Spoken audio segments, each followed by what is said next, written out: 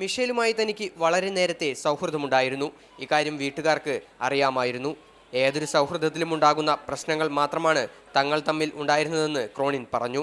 ഞങ്ങൾ തമ്മിൽ ആത്മാർത്ഥമായിട്ട് സ്നേഹിച്ചിരുന്നതാണ്. അവരുടെ പേരൻസിനും എല്ലാവർക്കും അറിയാവുന്ന കാര്യമാണ്.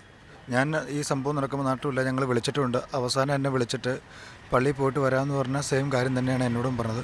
എന്നാൽ ആത്മഹത്യയിലേക്ക് നീങ്ങാവുന്ന തരത്തിൽ യാതൊരു പ്രശ്നവും ഉണ്ടായിരുന്നില്ല. എല്ലാ റിലേഷൻഷിപ്പിലും ചെറിയ ചെറിയ വഴക്കുകൾ ഉണ്ടാകുന്നതല്ലാണ്ട് അതിൻ്റെ അപ്പുറത്തേക്ക് കഥകളും കാര്യങ്ങളും എല്ലാം മറച്ചു വയ്ക്കുന്നതാണ്. സംഭവം ആത്മഹത്യയാണെന്ന കാര്യം പോലീസ് ഉറപ്പിച്ചു പറയുന്നു.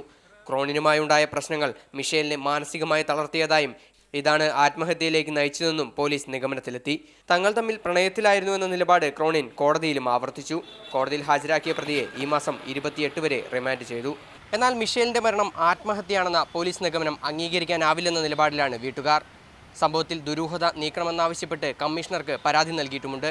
ക്യാമറമാൻ ജോയ്സ് സിയാറിനൊപ്പം MS ലിഷോയ്, മാതൃഭൂമി ന്യൂസ്, കൊച്ചി.